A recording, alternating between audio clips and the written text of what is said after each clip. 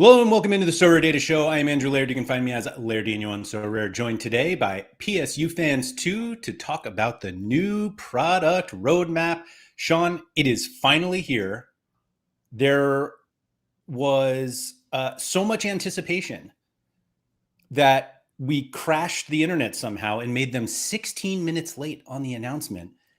I was watching Harry Trage's stream and talking to people in Discord, and I think that 16-minute time was one of the greatest times in the history of the platform. Yeah, I mean, I was also tuned into Harry, and I was just sitting there, and I saw multiple comments saying that you were in charge of the timing, Laird. So were you, in fact, in charge of timing the release of the announcement? Not only was I not in charge of that, Sean, this show was early. Yeah, I mean, so rare. I also got a message from Laird earlier today saying that we're going to start early because of all the comments saying that we are always late. So it's a new day. I don't know. There's lots of Laird thumbprints on this announcement today that I think we'll go over here as we go. Some unhappy people in my Twitter towards Laird that I'm sure we'll talk about. Actually, I believe those comments have since been deleted. Anyway, Thank you to everyone who is joining us. I think one of the great things about today's announcement was it just showed how many people are really passionate about this platform. And whether that passion is positive or negative, it's passion. And it seems to be much more positive in terms of people want this game to be great and they want to keep playing it. And I think what we learned today about what will happen both in March and then again in August is encouraging for some people. We will not ignore that there are some people who are unhappy with parts of the announcement, which I think we probably saw coming anyway. But basically, we're going to go through the entire thing. That's the initial blog of what is going to come. The secondary blog that was what's going to happen and before August. And the FAQs, which is a third piece of written content that we have here that might actually have all the answers. And then we also have this nice graphic that Vitaly Clement here at Sorare Data posted on Twitter that actually puts the entire thing into just one graphic, and it's quite impressive. Sean, before we get in, as quickly as you can, how do you feel? So Peyton kind of puts into words about my thoughts, and he said it was all pretty confusing in how they presented it. Yes, I agree with that. I think it was like long-winded in different areas, didn't tell us where to go, very confusing. I thought Clement's breakdown was way more precise and easier to digest. I was definitely trying to digest everything, and then I looked at that and I was like, that was good. So I think that, I guess I made this comment earlier today to, I think, Chani, and I said, like, I'm probably going to be indifferent regardless, because the way I set up my gallery is always to, like, I set it up to handle movements from Sorare because can't really sort of look at that. I think overall it's neutral-ish. I think some things are mistakes and don't make much sense to me. Some of those things, though, I don't think apply to a good majority of people on the platform. So I think that that's a positive. Like, we'll talk about one that is definitely impactful to, like, me and other, like, whales, but 99.9% of people have no impact with that. I can assure you we won't spend long on that. We won't spend long on it, but we'll talk about it because we're going to go over every single point. And I think that some people got royally shafted, which always happens in these things. Shockingly, the K-League got a good update. Who knew? Who knew the K-League rising? Shout out Hoodwink, baby. Yeah, the K-League coverage is back. So yeah, so I guess my reaction is sort of like, it's, yeah, that's fair. That's fair. So I'm actually not even going to get into the reaction part yet. We'll get in. Let's like actually get into this here. Before we do, Kai was first in, excited about this. Isco second, and Misaki RIP Rare Pro, which, to be honest, doesn't exist anymore anyway. You guys are on the podium. I'm going to try to get through the comments. Sean and I were commenting how there were a significant number of comments before the stream started. We will try to get through them, I promise, as we try to get through the announcement. But I wouldn't. We just have to point out here. We're both wearing Challenger shirts, Laird. Just a couple of Challenger boys here, guys. Boys. There it is. So I'm going to try to. Toby said, "I expect Laird to explain this to us like we're children." I was thinking about the how the announcement was presented minutes ago, and how you were like, "Yeah, it's really confusing. We should have just had a graphic." When you use this many words to explain what's going on, people are going to skip over. There's just too much. People don't like to read enough. And so I will make the argument that every question that anyone has is answered somewhere. It may not be where you think it is, but like everything is here, I think. I thought I'm sure we'll find like 3 of them while we talk it through, but like I think the answers are here, but it's just a lot to get through and people don't want to do that. Yeah, the two things that I thought were the most helpful were Clement's graphic and the Q&A, the FAQ. Sorry, I thought those the shortest things. Yeah, those two were the most concise things. Like there was like a 7-paragraph novel on why we're getting rid of the threshold eventually. I mean, that's literally what it was. It was just like a 7-paragraph long-winded breakdown of that. But I think, again, we'll get into this. I think the positive of that section was acknowledging why it got too important. Yeah. So, like, I think it's important that Sorare show us that they know why the problem happened. And the problem that basically what turned into was the stars are not really stars. And now they're stars, Sean.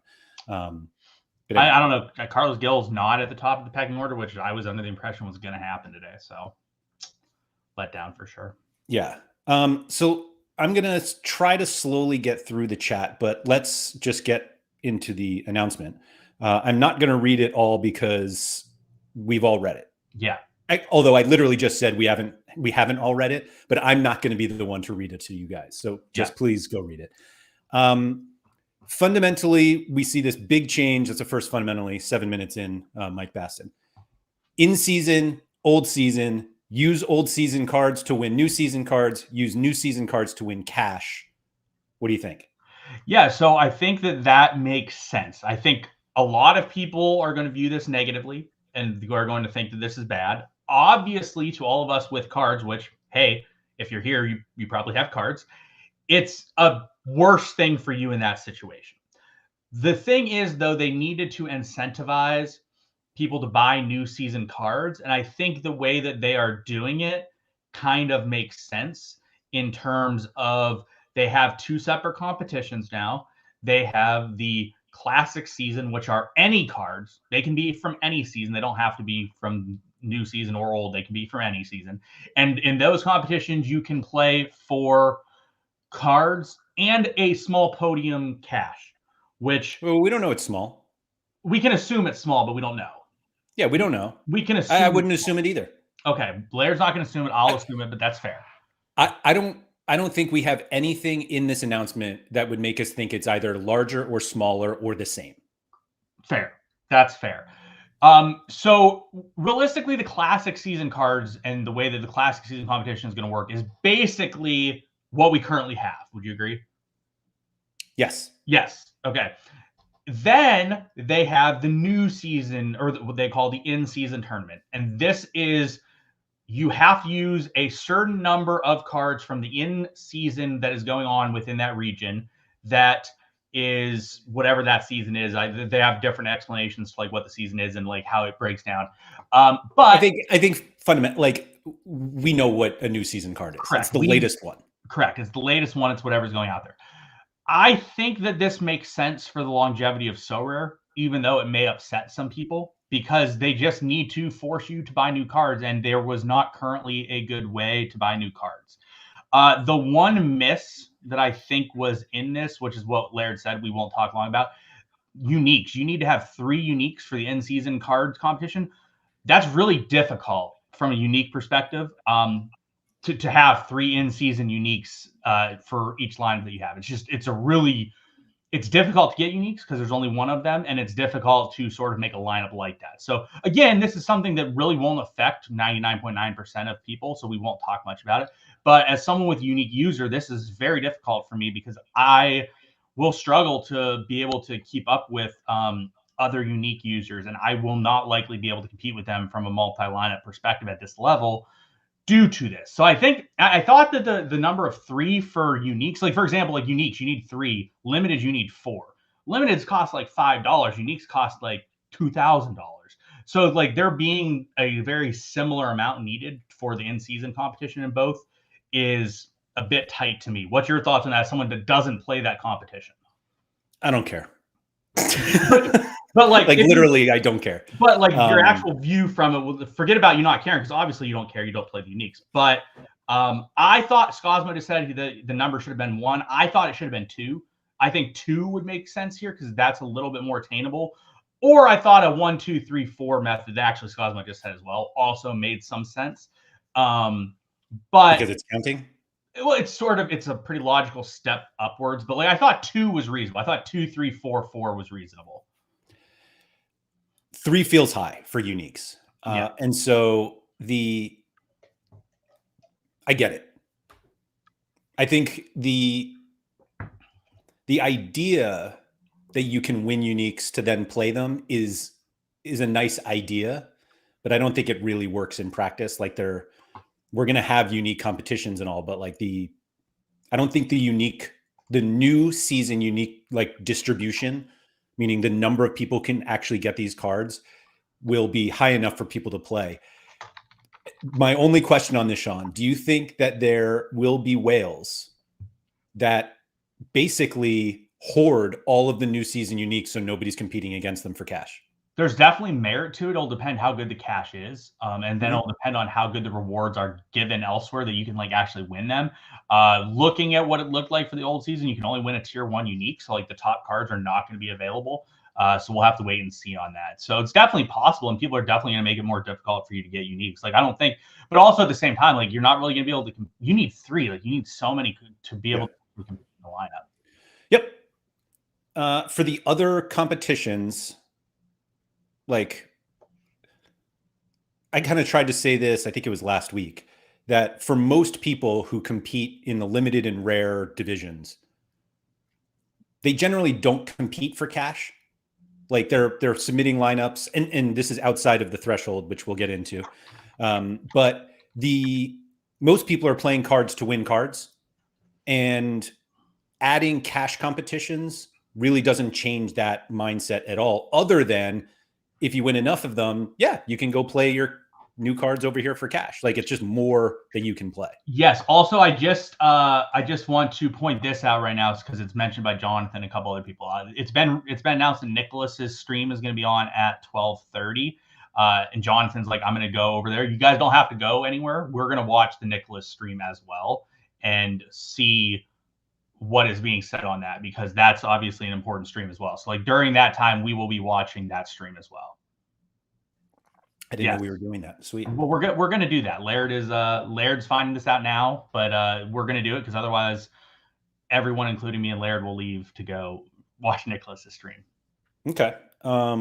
So let's see. Sorry, I'm trying to catch up on the chat, but it's just so long. Appreciate all of you guys being in here. I'm tempted to just skip it and get to the part where we're talking about this. Anyway, so we have this. Yeah, the eligibility rules for those. Was there anything in the breakdown of how they are doing these competitions? Obviously, we have Champion Europe, which is now called Champions. We have Challengers, which is the next, 8 leagues essentially being represented, and then everybody else in Contenders. We'll have old season competitions in those, new season competitions as well.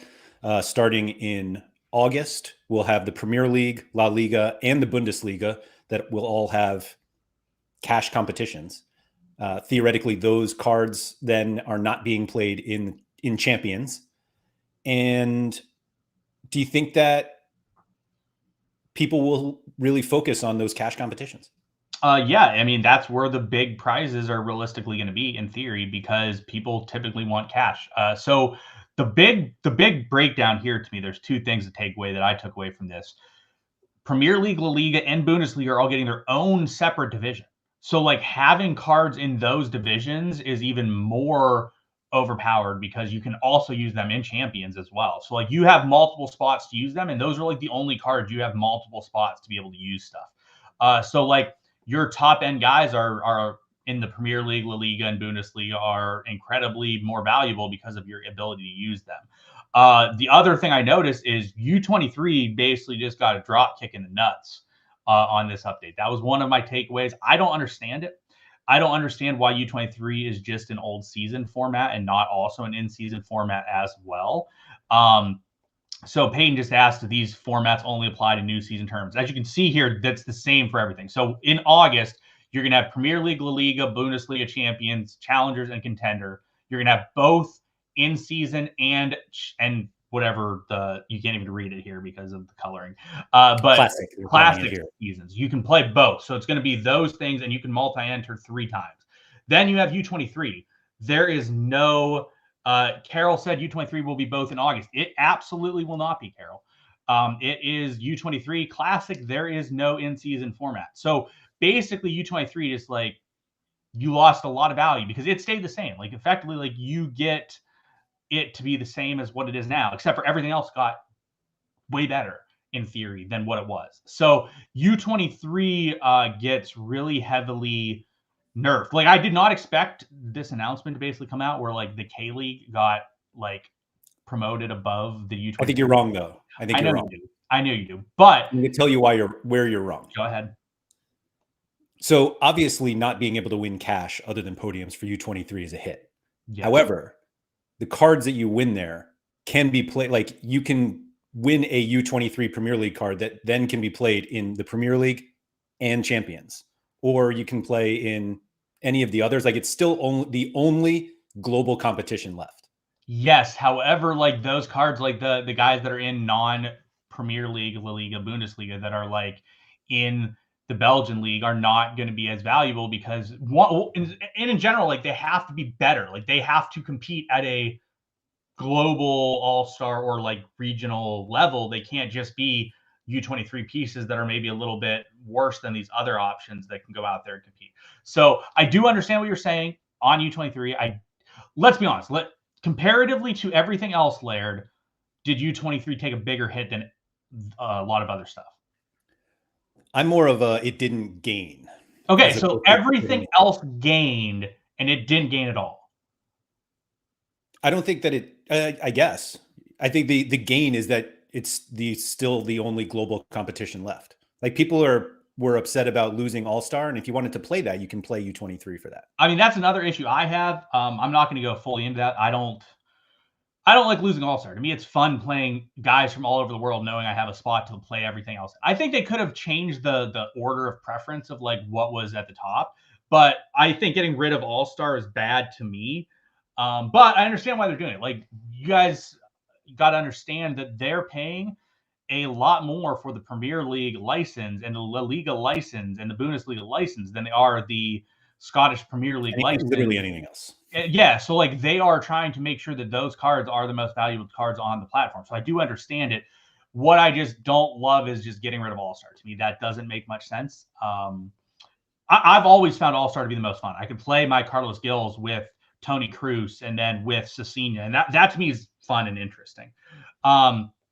So I'm disappointed in that. I do understand why they did it. I don't love it, but I'm not going to say that's like a pro or negative because I don't necessarily think it is. To me personally, I think it's not great, but that's my own preference. And like we know Bellama. Bellama's like F AllStar, hate it, get rid of it. Gas is stupid, and he's like give everything to the Champions Leagues or the champion region. So like someone like Bellama is probably like over there fist pumping, while other people are like, this is kind of not great.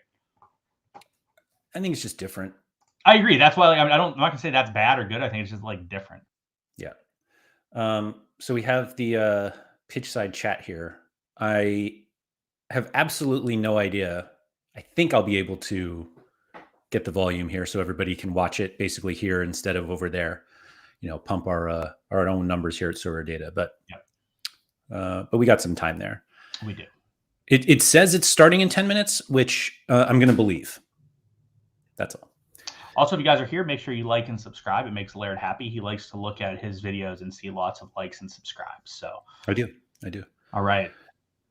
So this is all blah, blah, blah. So any response to the breakdown of the leagues? Why don't we get your response first, Laird? I think they nailed it. I would say that the only one that I thought was a bit odd was Argentina not being in challengers. Yeah. I think that, like, I don't know if I am biased in that respect because I have a lot of Argentina cards. Like, I'm in the Sorare Argentina Discord that Surfula had. And so I don't know what it is. And there are a lot of like comments here because people are like, why is Denmark in there? And frankly, the Denmark negativity is absurd and uncalled for, and they deserve to be there. Well, so here's the thing that's kind of weird about Challenger, right? So Dutch, MLS, Belgium, all right, full leagues. Turkey, how many teams do we have from Turkey? All of them. They're all licensed? Okay. Yeah. Brazil, we have like what, 3 teams? I think it's 4 now. Yeah. 4 now. Denmark has 1. They had 2. 1 got relegated. Okay. But yeah, we might have 2 next year. Portugal, we have 2 or 3? 2 currently, 2? Yeah. And the English Championship, we have 0? 0. So like Challenger, like obviously we have cards, like we're not ignoring that, but there are currently 0 licensed teams in the championship. So it's just kind of like Challenger's pretty small, honestly, all things considered. Well, as like Contender has a lot more leagues, but I mean a lot of those leagues are fractured leagues as well. So it's a bit different. The one that I thought was a little I agree with you on Argentina. I definitely would have expected Argentina. I know what you're going to say the next, by the way. What? Oh, I thought you were going to say Japan. No, or Mexico. And then Japan is the other one that is questionable for me. And a lot of that's because, like, in the summer, Challenger is MLS and 4 teams of Brazil. So a bunch of people are talking about, like, like Norwich, Watford, Coventry. Are those, like, actively licensed? They could be. Clement's saying there's we have new season cards of those. Maybe there could be. I don't know. I don't follow and pay enough attention to know. Millwall's on there. Millwall. All right, I stand corrected. My apologies. That's it, though. Is it just Norwich? Millwall, Norwich, Millwall, Watford, Coventry. Yeah. All right, so 4. So okay, so there's a couple. Yeah. So I guess I'm fine with it overall. I do think splitting up like Mexico and I think I would have Mexico and Argentina in the middle one. But I mean, overall, it's fine. I guess it just really, it doesn't matter as much to me. Like, because if you're not in, like, Challengers in theory is going to be better prize pools than what Contenders is. So like being in that group is definitely more important than being in the other group, because there's also a lot more challenges going on in that other group. Also, like, you need at least 10 teams playing in a game week to be licensed. There's a lot of fractured stuff down there in the Contenders range. I think at some points there's going to be issues getting multiple licensed teams going, especially in the summer. Well, I think the benefit for Contenders is that it has a lot of leagues. Like, so I get that. So like you could probably get 10 through Argentina, Mexico, Norway. Like Norway's a summer league. So yes, we'll see. The Good Place brings this up. Leagues Cup is going to be a mess because you can have 2 teams. I mean, that happens in the Champions League, I guess. Right now, like, you can play some teams in Champion Europe and others in Challenger, even though they're playing in the same game. So maybe not that messy. I also will say, so actually it was funny, you missed it earlier. So the Harry and Quinny stream that they were on earlier, I went in joking to Quinny. I'm like, don't worry, Scottish Premier League going to be on the bottom. Quinny's like, absolutely not. Scottish Premier League on top, definitely better than MLS. Like 10 minutes before this came out, I was like, oh boy. But unlike Laird, I'm not going to say anyone deserves to be in the Contenders division. We know Laird's stance on this. I don't agree with it. I think that everybody deserves respect. I'm a big proponent of the J League. So I'm not going to say anyone deserves to be in the bottom region more than another team or league. Frankly, it doesn't matter what we think. It doesn't. That's true. What do you think about this? The divisions. I think this is kind of the biggest. Like this is fundamentally the biggest change. I think changing the regions is like a big one, but divisions is huge. Shout out to Scosmo for coming up with this idea. And so where, like, you're going to be in Division 1 everywhere. Not necessarily. Why do you not think that? No, I'm kidding. I probably will be in a lot of areas. I think it makes sense, right? Like, but I think there's a negative consequence with this too. That first of all, in the multi-entries, people have mentioned like it's a benefit for Wales and it hurts smaller galleries. Yep, but the divisions give the other galleries a chance to get stuff because if you're down like D5, like in theory, like I'm not going to be in D5. In theory, like I might be, who knows? But like in theory, I shouldn't be in D5. So like if you're playing the Division 4 that's listed here, like I shouldn't be there. Laird shouldn't be there. Like people with bigger galleries should not be in those divisions, and you still have chance to win good rewards. Well, the top division is also the most coveted because that is where you will win the best rewards. So I think it could make a lot of sense. I need to see a little bit more how it's going to be implemented because if we see it where it's like Division 4 is like, let's say you just really can't win in D1 and like you're more incentivized to be in D4, it's going to kind of be stupid when people are just out there intentionally relegating themselves to be in a better position. Yeah, I don't think that's going to happen. I think the biggest, like the immediate thought I had was we basically can no longer always have an opportunity to win the best prize. Correct. And like right now, you can get like 5 terrible players that happen to all hit on the same game week, and you can take home first place in AllStar Rare, and that is just gone. Yeah. That if you're not in Division 1, you're not winning the best prize. And that isn't to say that like finishing first in Division 4 and whatever that prize is, it could still be very good, but it's like not the best.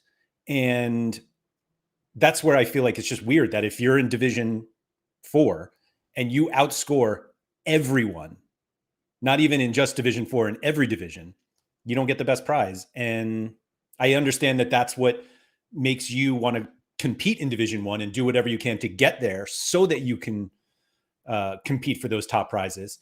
But ultimately, you don't have that luck box week that we all have become accustomed to. Yeah, agreed. Well, to be fair, we're not.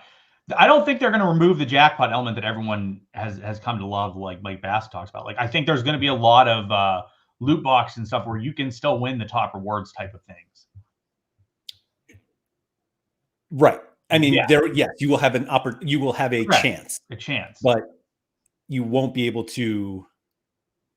Yeah, SR Monkey said you can still win stars in the last division. Absolutely, but we've also seen the star pool, and if you're getting the last one in the star pool, then it's not as fun as the person. If you cannot win the best card, it's not as fun. If you cannot win the best card by scoring the most points, it's not fun. Correct. Or it's not as fun, I guess. But who knows? Promotion relegation every game week seems quick to me. Well, here's the thing that doesn't make any sense to me. I don't get it. How is D1 the bottom 50% getting relegated, and then D2 the top 20% are getting promoted? Or are they just having it like completely bloated differently or something? It's because there are many more people in Division 2 than Division 1. Yeah. Okay. All right. So I mean, I would assume like, yeah, like I mean, staying in D1 isn't going to be like cakewalk. No, definitely not. Like you're not going to be there every week with every lineup, right? But you are going to be with others. But that gives you the idea of like you have to decide what makes the most sense for a given game week. Do you put your best lineup in Division 1? Do you put your best lineup in Division 3? Hope to get promoted to Division 2? Like you got to make some decisions strategically based on what makes the most sense, which I do think that's kind of fun. I just hope that all my lineups are in Division 1. I never have to make that decision. Right. But yeah, you hope for sure. But it's definitely something you have to consider. Patago said the only thing I'm concerned with is how do you explain this to new users? We'll get to that because it's an important thing to talk about. I think the August explanation and what things are going in August make a lot more sense than the like intermediary timeline. They for sure do, but the point I think is that they had to have an intermediary time. Like That's all I've seen people say. They were like, if they're going to make drastic changes in August, Correct. including the threshold, like ease us in, and like they are easing us Correct. Hilo said, "Thank God I didn't buy a bunch of MLS rares." I actually think MLS probably got one of the biggest benefits on this. Like I would say MLS out if you're not including the like champions region areas, the MLS got a bigger benefit than everyone else, in. I agree. which is pretty good.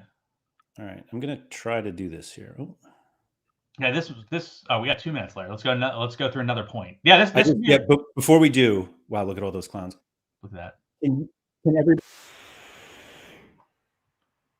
Laird, we can't hear you. You just Got it. there we go.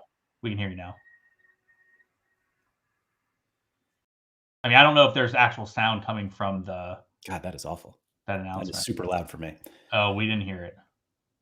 Let's see. I can't really tell. We'll see when it comes up. It's a possibility Laird like can't figure this out, guys. He's a little on the elderly side, if you guys didn't know. Yeah. So when it's basically awful if it doesn't do this. So yeah, technology is sometimes tricky for someone like him. Paolo said they have sound. All right. Okay. I mean, technically, that was funny. What? Appreciate everyone here in our live chat that it. Yes. Yes. This will be a more tolerable chat probably than that chat, I would say. So yeah, this could be a long stream here today for us guys. Well, especially me, have nothing going on. I literally booked off my entire day yesterday when they said this announcement was coming out. So I'm here for it. I think it's possible that, let's see. Cumry says your YouTube is muted. Like mine is muted. Yeah, you muted it on YouTube right now. Well, that is true. Yes. Unmute it just so I can see if I can hear it. Yeah, it's making really weird. It's very quiet. You might have to turn it up, but we'll have to see. It's like super loud for me. No. We'll have to wait and see when it starts. So yeah, so I mean, I think other things like MLS, I thought got a pretty big improvement on things. So that was interesting to me. I thought that was pretty interesting. Maxime said that he cannot hear it. We have subtitles at least.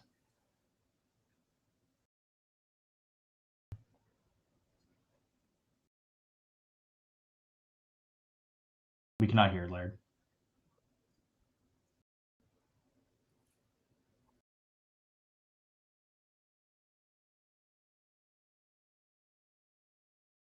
Laird, you know they cannot hear it, correct?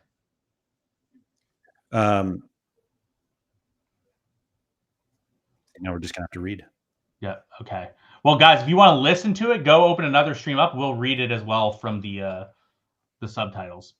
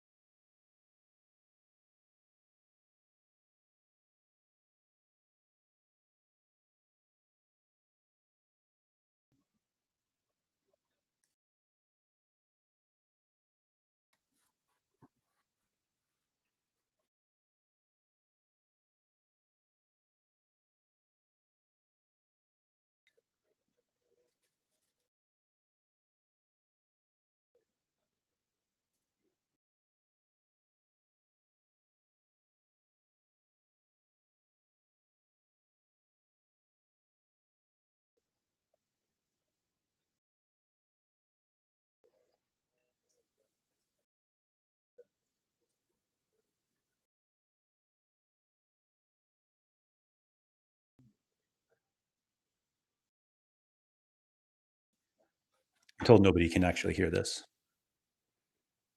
Yeah, I can do it like 5 times. Can you hear me, Laird? Okay. Yeah, I can't hear anything. Yeah, Bald Sherlock just said no one cares about your FPL rankings. Yeah, I'm not gonna lie, I do not care very much about Gee's fantasy Premier League rankings.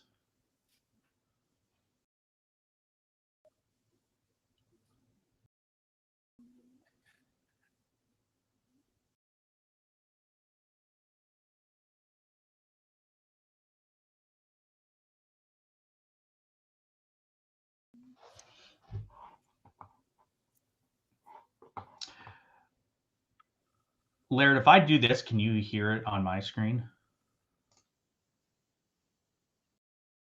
You can't hear this at all?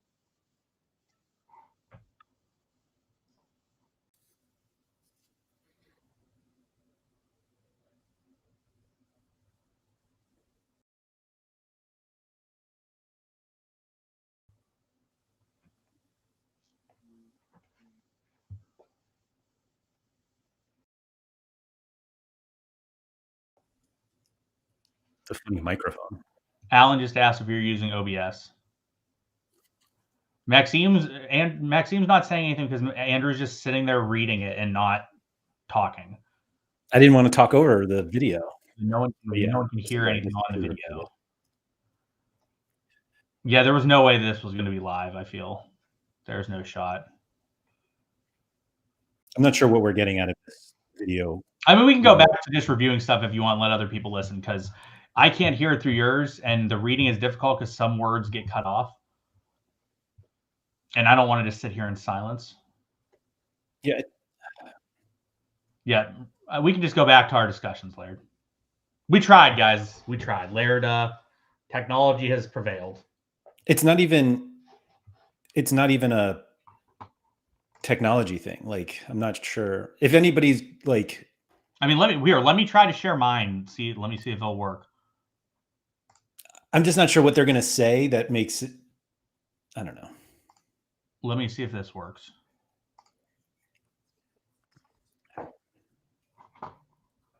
I can't hear anything. Can you guys hear it? Nope. Nope. Okay. All right. Let's just go back to our discussion, Laird, and we can watch this later. Sorry, guys. We tried. But like, I can't imagine that they write 2 blogs and an FAQ and give out different information or more information in this video. There's some information that's not in these. No, I disagree with that, because like one thing they don't have is like they don't have how we're going to be able to get new season cards like at the beginning of the seasons. Yeah, I don't think that's happening in that video. Well, we don't know. It could be, it could not be. But anyways, all right, Laird, let's continue. Sorry, guys. Sorry, guys. If you want to watch them go nuts, if you want to have some fun, just stay here. Anyway, Kev Hurd, I agree here. You can go watch it later, but yeah. Anyway, so the new scarcity rules, which I feel like are still like, who knows, but basically this is actually more in the rare plus conversation, which happens in another blog post. So maybe we'll actually just. Well, what we can talk about here is, though, the ability to play down. Yes. So I like this personally. I've always sort of liked the idea of the ability to play downwards. So with that, I mean, like, you can play super rares in the rare division, but they're only counted as rares. I like that. I've always thought, like, if you own the bigger cards, you should be able to use them in whatever competition you realistically want. Totally agree. Yeah, like at the level of whatever that competition is. So if I want to use a super rare Gil in limited, I should be able to do it at a limited capacity. And so I think this was a pretty good update. This is one of my favorite things within the video, because like, let's say you don't have many super rares, and you have a couple, but like instead of selling them, you could in theory use them for a little bit in the rare competitions until you have enough super rares to enter. Not saying you necessarily would do that, because it probably doesn't make logical sense, but like it helps for like random game weeks where like not everyone's playing, and you're maybe like you don't have a full super lineup on a weekend, but you can still utilize it. Yeah, I mean, the number of times where like and this doesn't like happen. Well, actually, it happens more in midweeks where I'll have like 4 rares and a super rare, and it's like, all right, let me just go get blasted in Rare Pro with one super rare, and not being able to like play it down. To be honest, I would have played it in Cap 240 anyway. But yeah. Let's see. Mike Batson said they won't even treat it as lower scarcity. XP only, is it? Yeah, like they'll be the same as whatever. So if you have a unique Carlos Gil and you play in limited, it's treated as a limited Carlos Gil. Right. But I think that's good. I think it's good to because there's a lot of weeks where I have like a really strong unique and I have like nowhere to use it. I literally can't use it anymore, or super rares. And so like there's just times where it does happen. So being able to like use that at a lower scarcity is nice. Yeah. Sean, do you think multi-entry is good for anyone but whales? No. Really? No one? I mean, you gotta like good as in like actually good, or like good as in like people might think it's good. Because the answer is no. Like the answer is it's not good for anyone but whales, but it's could be perceived as good. Like you get to play more lineups within that region. I think it's good for everyone and just more beneficial for whales. But again, like it's not like you're able to submit more lineups than I can. They're better, but your one lineup was better than mine anyway. Yeah, but this goes to your discussion about but my one lineup being better than your one lineup is different than my three lineups being better than any of your three lineups. Sure. Absolutely. So it's like it goes back to the just because something didn't necessarily change or did change, like it can still be bad. It goes back to what we talked about earlier, where you think like U23 didn't get hurt because everything else got way better and it didn't move. Yes, it got worse because related to it, everything else got better. It's the same thing like with multi-entries. But the caveat to multi-entries is you can be in different divisions. So like you could have a lineup that's a D4 level lineup and playing a D4. You could have a D2 level lineup playing a D2. So I think from that perspective, it makes a little bit more sense. And you did need to give people additional ability to use cards and spots to do that because you got rid of Rare Pro and you got rid of regions. I think we went from like 9 or 10 different things right now that allowed cards to like in the fall 6, and a couple of those 6 are going to be difficult to have lineups in. So you really reduce the ability to use them. So like giving multiple ability to use them does make sense. I think it's 7 if you include U23. Well, I was using all the normal regions U23, and then all the cap modes right now have a cap.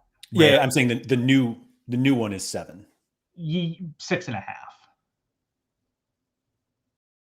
I would 3 is not in season format. I would take well, that's what I said. I would take 13 instead of 14. I would accept that. Anyway, fine. Well, I said 6.5. That's the same thing, Laird. Yeah. David Taylor said, I just realized all the best super rares used in Rare Plus are now moving back to the super rare divisions. RIP me. It actually, I don't think that's necessarily true. It actually gets worse for you, David, than that. All the best super rares that are being used in Division 1 are now getting moved to the super rare Division 2. All the best super rares are now going to be in the super rare division. Because there's nowhere else to play them. No, you play him in rare. If you have like your Carlos Heel rare is just as good as your Carlos Heel super rare. On the week where you think he's the best play, it all depends on what the super rare rewards are. True. Like if you don't have a good super rare goalie, but you have a good rare goalie, you'll play that super rare Gil in rare. No, I'll just play my rare Gil in rare. You'll play both. Maybe. I mean, that's the multi-entry we were just talking about. Anyway. Looking for Food said no more island games. It does seem like the island games are gone. That's a whole different thing. Yeah, so that's part of the whole, like, I don't really know what we can gain from the information we have, because like midweeks are just like stay tuned. Yeah. Like midweeks, like as of right now, like midweeks go from whatever midweeks are now to like nothing. But they're saying it's not going to be nothing. Like I can't really comment on what it's going to be because we don't really know. Yep. Haber also does bring this up that they are going to have a star super rare now in the super rare division, like as a reward, which they don't have now. So a big part of the reason why people didn't like the super rare division is because you couldn't win a star. Yeah, but like if they give out 1 star, 1 T1 and 1 T2 and everything else is just a pile of shit, like it doesn't help. We don't know. Yeah. So yeah, basically midweeks are going to be special weeklies and cap modes. Bummer for those. Sorry, Harry trades. Do you think Harry's more upset about the knock to U23 or the knock to midweeks? I don't know. Harry trades got smashed. I also was told, so I had a conversation with Watt beforehand. Do you know anyone that got like buried by this more than Tony Watt? Watt wanted to make sure that I said on the show that he got effed. Okay. Noted. There you go, Watt. So That's it for the regular update, I think. Yes. And then this video, which we're all ignoring right now. So thank you everybody for doing that. Much Yes. appreciated. So now we have the transition roadmap, which includes a whole bunch of different things, including, let's see what's first, this card cycle loop, which is kind of what we talked about. So we're going to have in-season Premier League still, like instead of a 11-game week Premier League winter special, we just have every weekend we'll have in-season Premier League competitions for cash, as well as champions, challengers, and contender, which is fun. Let's win some cash. Yeah. So for the near term, I think that's like somewhat understandable. It's pretty easy to understand how this stuff's going to be for the near future. I don't know why they're not doing a champion or a Bundesliga and La Liga thing now. Like, why? I don't understand Why not? Wait till next year. But I don't know why let me rephrase it. I don't know why they have it. Period. Because I just think you would put it in champion and you just have champion and just give them really good prizes. But that's whatever they decide to do with it. So yeah, no, I think that look, you're going to be able to win some new season cards in some other competitions. We don't really know what the cap modes are going to look like for the rest of the year. Because if cap 220 goes back to cap 220 without long form, okay, that's just a big pile, right? So it was anyway. What? It was anyway. Yeah, but it just goes back. Well, no, in the long season, it's fine. But if it's just short season, like week after week, 220, and you get the same prize, well, it used to have it was terrible. Yeah, I think it's going to just go back to being terrible. Yeah. Nick and Nid said they probably just didn't allocate the budget for La Liga and Bundesliga. Like I'm guessing that they expected to have multiple Premier League ones, and so now they are. And Will Dawkins said, "Can we use in-season cards in the old season competitions while we work up to having enough in-season cards?" Yes, you can. You can. You can play anything in the old season. Classic, excuse me. That's probably why they don't call it old season. In the classic competitions, you can use any card you want, or at least any year. Correct. So they are changing this competition slightly, if I remember correctly, that the Premier League in-season tournament is no longer cap 270. Oh, it's just you can do whatever you want. I believe you can just do whatever you want. I mean, you know why I don't know that, Laird? Because I've literally not played it one time. I haven't played it either. Let's see. So this is I don't know if this hurts more than helps. This whole theoretical prize pool here, illustration purposes only, and may vary. Surely they vary. But Sean, I read this, and what it says is the monthly prize pool until the end of the season. So Champion Europe monthly prize pool will be $340,000. Yeah. Challengers 220, contenders 200, Premier League is 200. I have no idea how much money I can win. I have no idea how much money I can win. Is it monthly? Are you not giving out weekly? Are you giving out both? I don't know. I have no idea. That's where when we talked about earlier, there's lots of not clarity for me on stuff where I just don't fully understand it, which this is one of them. Yeah. Seeing a big number like this makes it very difficult to know how much I can win. Correct. For anybody. And so we don't, and 340,000. So it's for champion, $340,000 broken down by scarcity and then division and then per lineup. That's what we need. So scroll down. Yeah. Scroll down like Fling Flong said. So here's a question for you. So here's my question.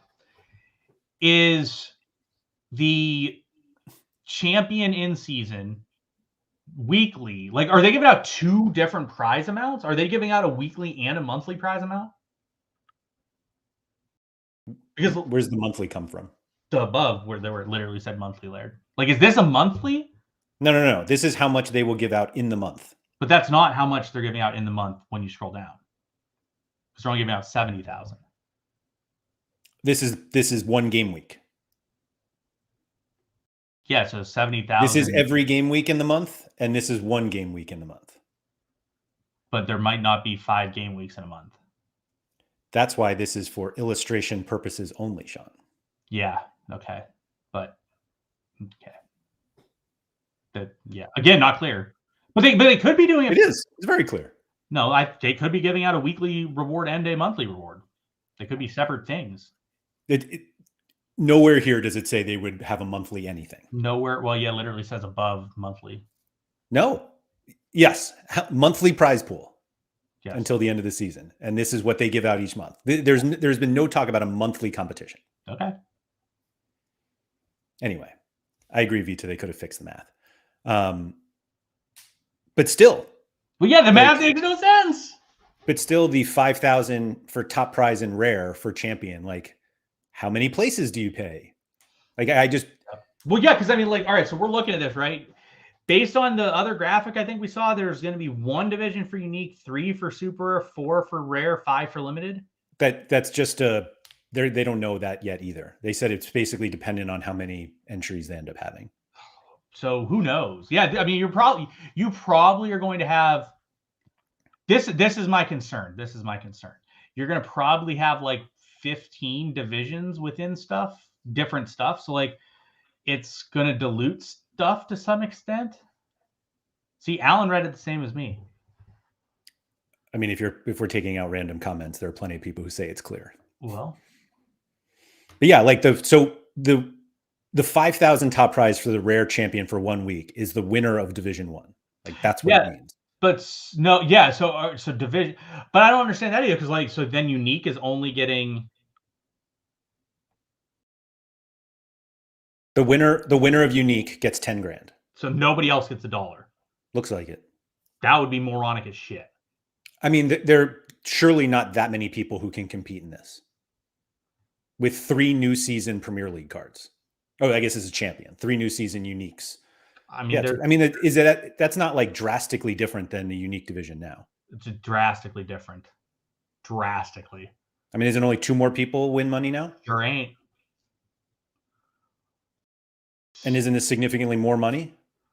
The money amount maybe, but the amount of people they pay, it's not. I mean, they pay 6 weekly, so they go from 6 to paying 1. Oh, this is classic. This midweek, Laird, where there is 1 Champion Europe game, they are paying 6 people. Sorry, this, yeah, appreciate this, Harry. Yeah, it's 3 people win that. Okay, so okay. So basically that's the podium. Yeah. But there could be again, nobody cares. Podiums. It's unique. You guys figure it out.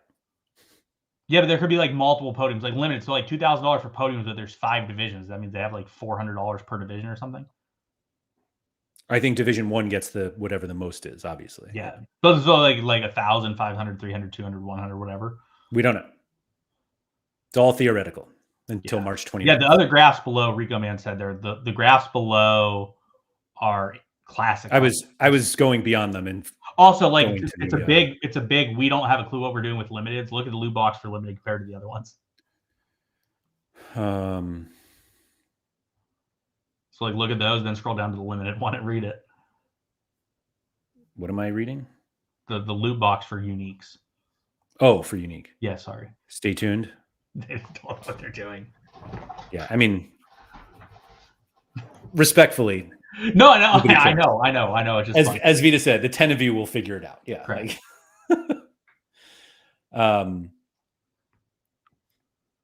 So yeah. But yeah, this clearly in Classic, because I think there was some concern that Classic was only to win cards, but it is still cards and podium. The problem is that it's only Division 1 podium is where the cash is in Classic competitions. Even in rare and stuff? Oh, yes. Okay. I didn't see that at first.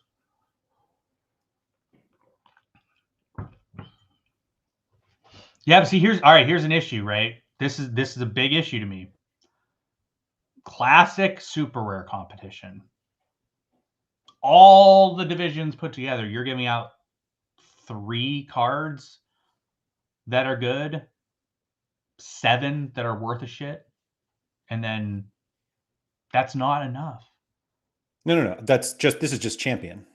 Yeah, but I'm talking like champion super rare is horrendous. Because like it's very difficult to win anything of merit. Because like you're just not using tier 3s to win in-season super rare. This isn't in season. This is classic. I understand, but I'm saying the card. So you win a tier 3 that is worth jack shit because you can't use it anywhere relevant. I'm saying the cards you're winning here are not good enough to give a shit about. So therefore, like the super rare classic is just really shit because no one's going to care about what you're winning there unless you podium.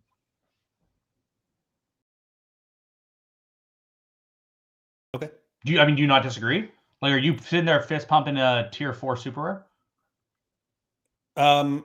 My opinion of winning a tier 4 super rare is very different than yours. Yeah, but what's your opinion winning a tier 4 super rare? Like, hey, cool.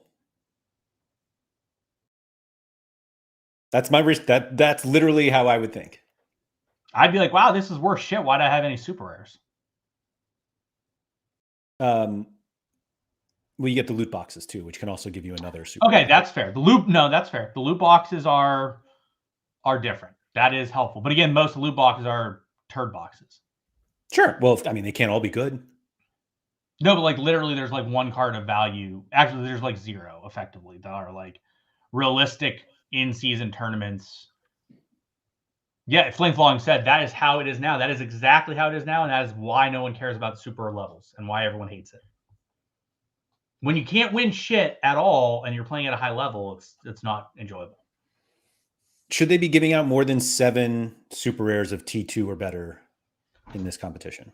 I mean, they could give out cash. Like you said, you yourself have said they could give out cash. Well, they are giving out cash. They could give out more cash to offset that because you care about that. You don't care about a tier 4 super that can be used for nothing. I'm not talking about the tier 4 super rare. I'm talking about the 7 tier 2s or better, right? That's what it is? 4, 5, 7. 6, 7. Yeah. How many people compete in super rare champion Europe right now? What? How many people compete in super rare? 130, 150. So 5% basically get a reward they might want. Right? 7 of 120-ish. No, because not all those people are in D1, D2, D3. I mean, I don't know. But all I know is that this is surely better than what they have now. I would just because it's not great doesn't mean it's not better. I actually think it's worse, but I'm not sure. Come on. You're just making stuff up now. Like, how is this worse than what they have now? It's pretty comparable. That's not what you said. No, how is it even comparable? It might be worse. It's literally better. It might be worse. We don't know yet. Because currently today, tier 3 and tier 4 super rares have value elsewhere because of cat modes. That's gone in the longer term. Kennedy asked, what do tier 3 and tier 4 supers look like? Literally guys who have never played a game in their life. That's what tier 3 and tier 4 looks like. Do you agree, Laird? I mean, some of them are good. Like, surely there are not. It's not like the entire tier 3 pool is DNPs. Correct. Some cards are shitty players that play. Some are literally guys that don't play at all.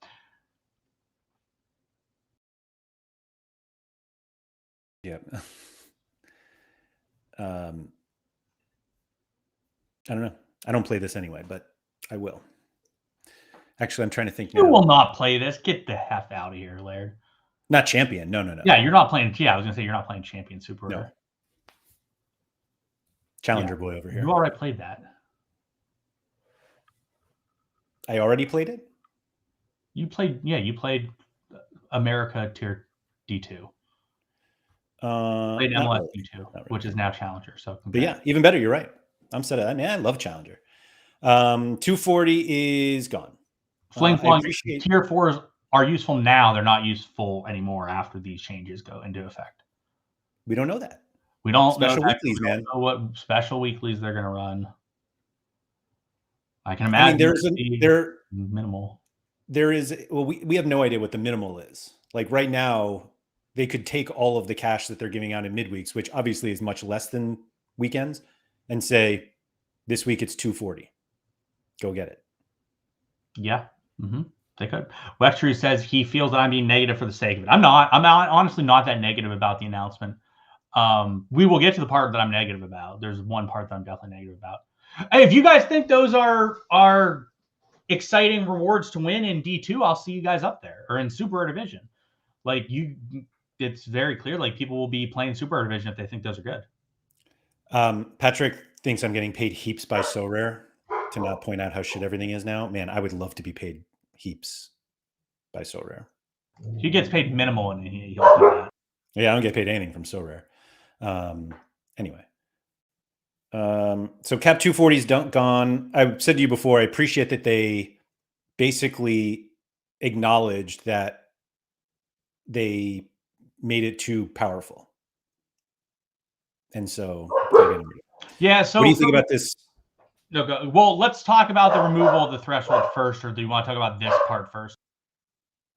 I think they go hand in hand. We can talk about getting rid of threshold, which is happening in August, not in March. So what people the issue that was had for Sorare is, like, first of all, I don't think it wasn't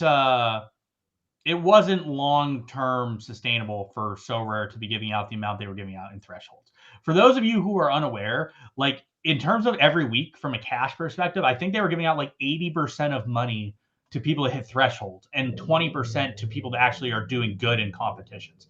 That doesn't make any sense to anybody logically, I don't think. What is your take on that, Larry?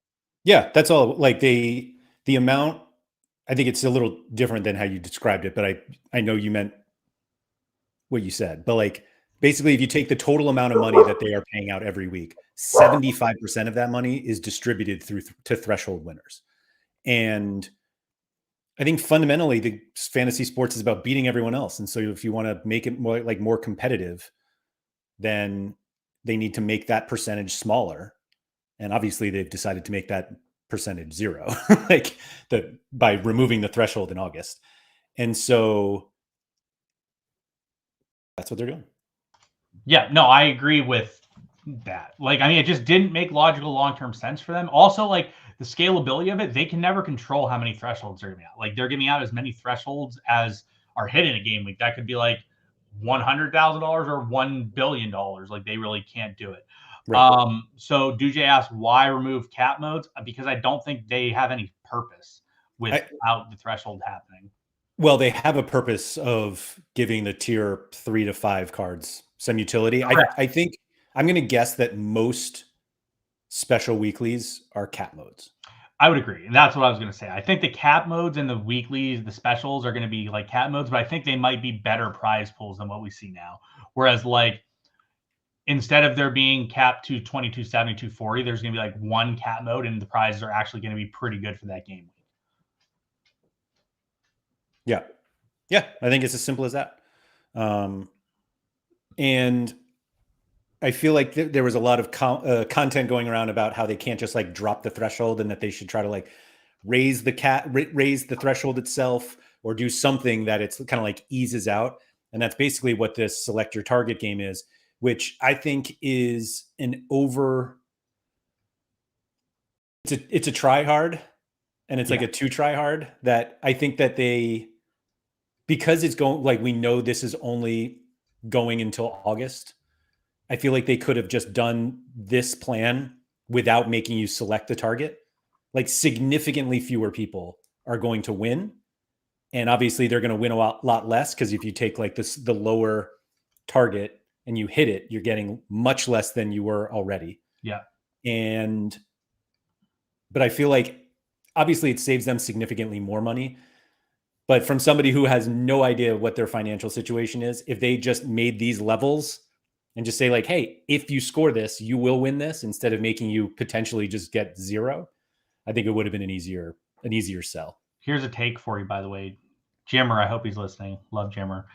Jimmer thinks they're going to pay out more over the next 5 months in this threshold than they were previously. Yeah, he's totally wrong. So,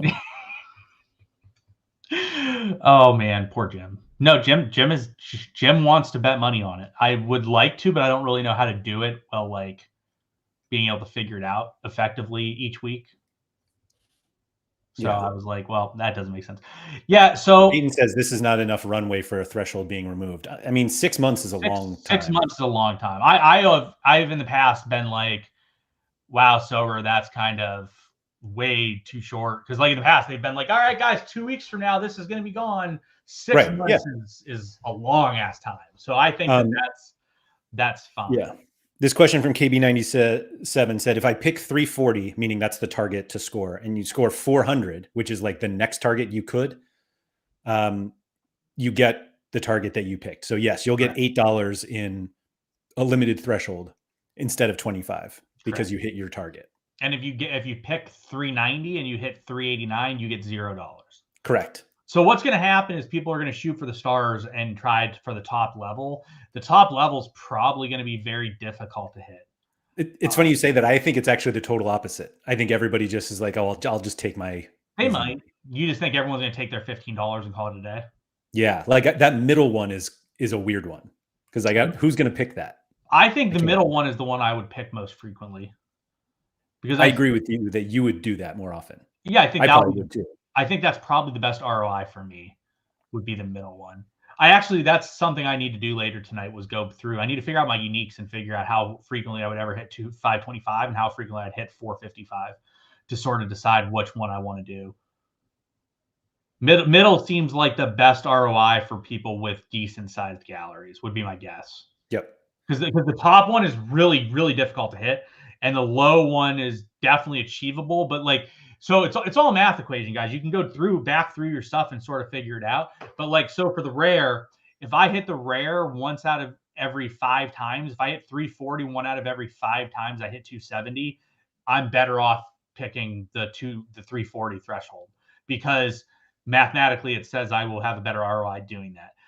Similarly, like if I hit the 390 1 out of 3 times, that is better than hitting the 340 threshold instead. So it's realistically a mathematics decision that you guys will have to decide, like what you think is the most optimal usage of your funds. And for me, I think it's likely the middle one for a lot of times. Yeah, and that's because I think my guess would be the mid one I would hit a decent chunk of the time, and the top one I would very, very infrequently hit. So I think that the middle one will likely be the best ROI for me. I agree. Kev said, I need to read it all again, but I'm struggling to see where the low-end cards will be useful without cap modes. They won't be, and I think that's kind of the point. Yeah, I have an issue with that too. I think but again, we don't know, right? We need to see what they're doing with special weeklies. But I'm of the opinion all cards should have some value. And removing value for 90% of the cards on the platform isn't great.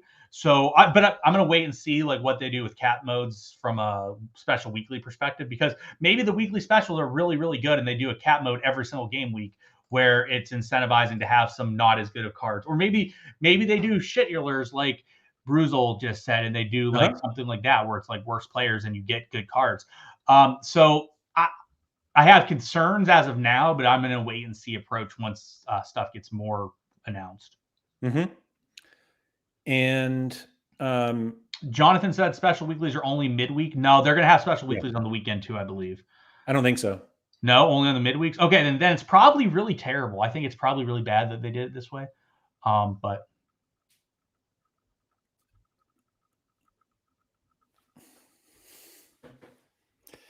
I don't think having 90% of your cards on your platform be worth next to nothing is good.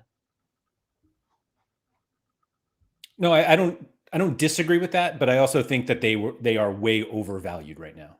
No, I agree, but I think by like leaving the thresholds in at like a 20% of what they were rate still would have given some value to them, but also not like overpowering value. Or like running a special weekly every weekend, or like keeping a cap mode of some kind every weekend or something. There's ways that I think and to be fair, that's something I could see them like going back to and be like, wow, 90% of the cards don't have value on the platform. We should probably change that and give those cards some value. The issue is the current way that things are today are that like shitty cards were like way more valuable than they should have been, and high-end cards were way less valuable than they should have been. Yeah. There should have been like a meeting point where, like in the middle, the shitty cards still kept some value, but a lot of that value went to the top end cards. Not all of it removed from the shitty cards to the top end cards, but it should have been like a good chunk of it, if that makes sense. That's fair. I also think, yeah, I mean, it all just depends on the creativity of their special weeklies. Like, it's possible that you have a bunch of seemingly worthless cards, and then one game week they're quite valuable. But if you just said that they're not doing them on the weekends, well, that's a lot of the time when cards play. So if they're only doing specials for the midweek, then you lose a lot of value in it anyways. I'm not going to argue that the terrible cards on the platform are not losing value. But if you're going to have a set of cards lose value, those are the ones you want to lose value. They should lose value. They shouldn't lose all value. Sure. And with this, I think their argument is like, it takes one special weekly and they have value. Again, we need to see the special weeklies. But again, if they're only doing special weeklies midweek, that removes almost all the value. Yep. If there's anyone in the chat who's watching, actually, it might be over by now. I didn't even look if the Nicola video is over. Yeah. So yeah, we'll see. Sorry, I was trying to see the chat. Han said they had in the roadmap that tier 3 to tier 5s will have some value. They did not go into detail, but they are obviously aware of the problem. I think that's right. Correct. And that's fine. I think what could have happened. Special weeklies will happen on the weekends. You're right, Sean. See, Dan's here. Dan, I know what's going on. Don't let Laird fool everyone and be negative. My fault. Yeah, I knew that was the case. So there you go. So yeah, so in that situation, I think that is a much better balance, right? Because I think the balance of things right now was like 70% towards shittier cards and 30% towards good high-end cards, which makes no sense. Like, I think we both would agree that makes no sense. And if they're the way they're doing things, it goes into like an 80-20, the opposite way, where the good cards are like 80% of the value and then the bad cards are 20%. I think that's how things should be. Surface asked, was I surprised by the scope of the announcement? Yeah, I thought it was a much bigger announcement than I thought. I was expecting Threshies to be removed or redistributed, which did happen. I was expecting champ cards to get a boost, which also happened, and I expected it to be perceived very negatively, the announcement. And I don't know if that's the case yet, I guess. Everyone that I've sort of seen, I did see a couple people sell off their galleries, but that happens at all times. But like, I wouldn't classify this as people saying it's the most negative, right? As of now, everyone just sort of seems like basically what everyone seems to be in this situation of is like, it's a lot to digest. I'm not sure what my thoughts are right now, which is fair. I think because it's so much, it almost like allows you to not get overly emotional about it. Correct. Because you're just like, man, there's a lot here. And by the time we get through it all, we're just being reasonable and just being like, all right, if this is the game. And then now you can decide if you want to play or not. I think 3 subsets of people got pretty screwed over by this update.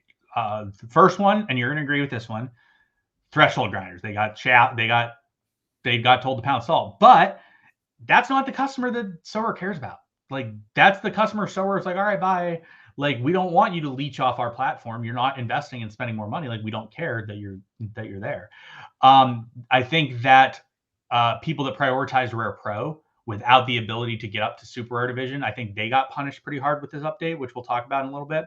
And then I think U23 people that like only prioritize U23, they got shafted a lot. I think outside of that, like, no one got hit as hard as other people.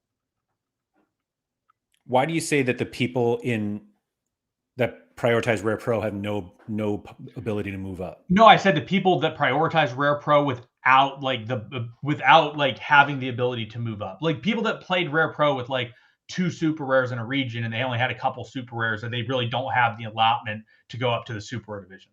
Those are the people that kind of got like, well, shit, because that jump from like the rare to the Super Rare Division now is like a really significant jump, most likely for them. Something they might not be able to attain at the moment. I also do think people that focus primarily on like certain regions got shafted a bit. Like, if you have like MLS and Argentina guys together and stacked together, right, like, that's really terrible for you. I know Surfala was talking about He's like, well, I literally my gallery is Argentina and MLS combined, and it's just like, that sucks. I didn't think he was heavy MLS. He had Liga MX, I know. Yeah, or that, but like that point. But that's is, okay. like, That's still contenders. Correct. A few people are saying that collectors are getting screwed here, and I'm not sure what any of this. I agree with that. Why? Because you're buying the collection for like the long term and playing those cards, and it really doesn't matter after the first season as much. I agree. I understand where people are saying and I don't care about it at all because I'm not a collector. I'm not buying that. Like what they're doing doesn't change at all. You're still using those cards to win new cards. Can't win money. You can say you like to win cards as much as you want, but most people on the platform are here to win money. I think you're that like I will disagree with that more than anything I've ever disagreed with. That is fine. Anyway. Official CK asks, you can sell the new season cards. Yes, you can sell new season cards. So you can use the old season cards to win new season and then sell them. Yes. Yeah. I mean, isn't that how this game like works right now? How is this different? Because you're now giving people the option to win money and other people not the option to win money. Again, it's a disagreement I have with you on, you are saying like, if everything else gets benefited and something doesn't get benefited, that thing doesn't get worse, but it does get worse relatively compared to the other things. It's the same thing as this. You currently can't play for as much money, but now you're going to have the ability to do so, but old season cards cannot do that. Right, but you're making it sound like if you win a new season card and sell that for cash, that you're not winning cash. No, like you're ending up in the same place. No, you are prohibited from entering half of the contest eligible for you to enter without new season cards. Okay. So those old season cards have less value than new season cards. They have the same utility as they have now. Yes, they have the same utility they have now, but they have less utility than all new season cards, which currently they have the same value as. So again, it's just I understand where you're coming from, but I disagree with where you're coming from. If new season cards go from 3 tournaments to 6 tournaments, and old season cards go from 3 tournaments to 3 tournaments, that is worse. Like, it is worse. That's how I view it. You're a glass half empty guy, aren't you? I'm not a glass half. I'm a realistic looking at the facts guy. But if the game doesn't change, just like you're like worrying about what other people are doing that have nothing to do with you. I'm not worrying about what other people are doing. I'm worrying about what cards have more value than other cards. Just because the classic season cards did not change does not mean they are worse in comparison to the new season cards due to the new benefits the new season cards get. But that's the only place you can win new season cards. So we don't know that yet. We don't know what you're not winning it in the in-season tournaments. We don't know that yet. I mean, anywhere in here in this announcement says you're winning. We don't have the prize pool for the in-season tournaments. We don't know what they're giving out in the in-season tournaments. We know they're giving out cash. We know they're giving out cash, but it doesn't mean they're not giving out cards. They could do both. I mean, they could give out yachts if you're going to use that example. Yeah, all right. Try brands for all. Yeah, they could give out yachts. Who knows? You can also use an old season card in the new season competitions. You can use 1. You cannot use or 2, depending on where you're at. That's not all of them. People are saying it's cash only, so maybe it is cash only, and I did not see that part. Yeah. And yes, Daniel, you can use in-season cards for classic comps. Correct. Yes.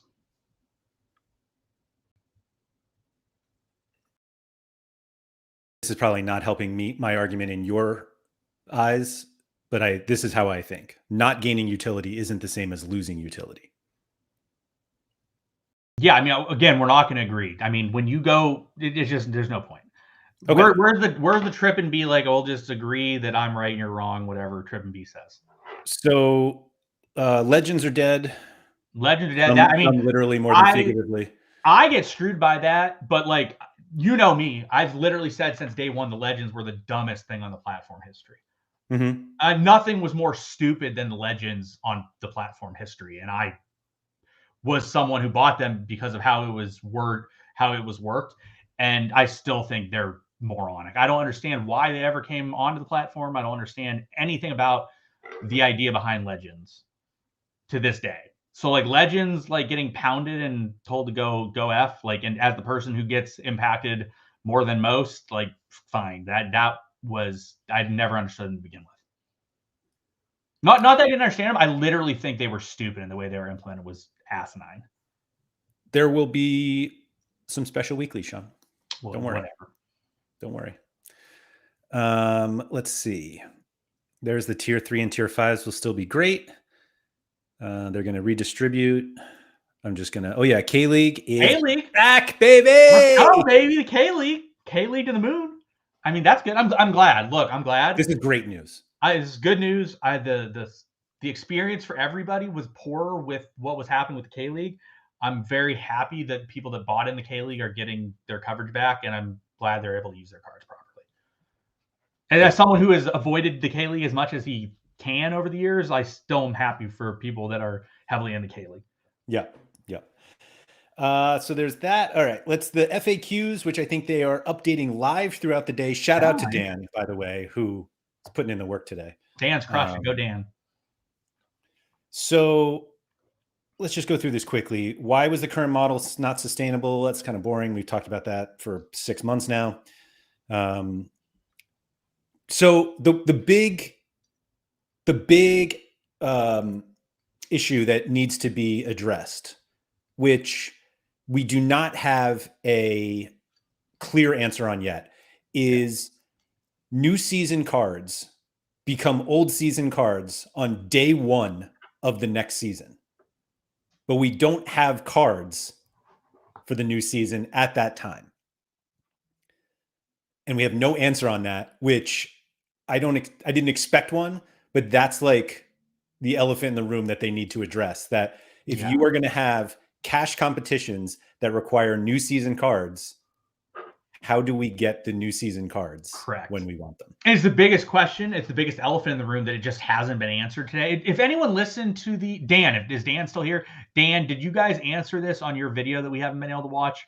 Or if anyone watched the video, did they answer this? Because this is the biggest question that we have right now in terms of, I don't understand how they're going to implement it. Like, how are they going to have like 20 rares of Kevin De Bruyne out at the start of the Premier League season?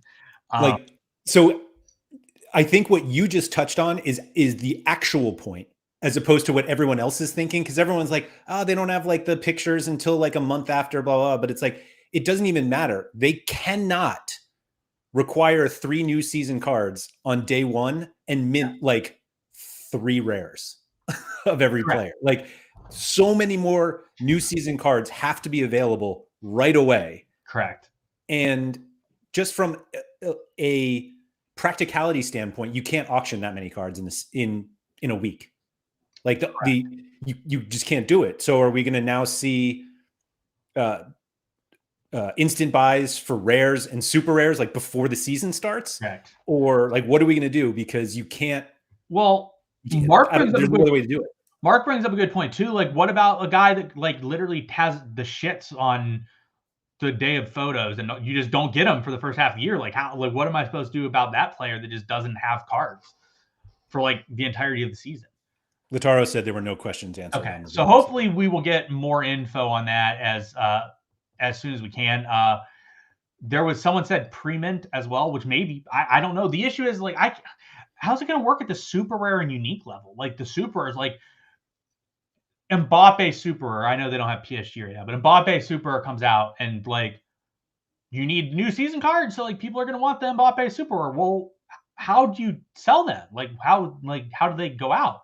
Because like there's only a couple of them you can sell on the season. So I don't know how that's going to work. I'm very interested to see how it's going to work, but we'll see.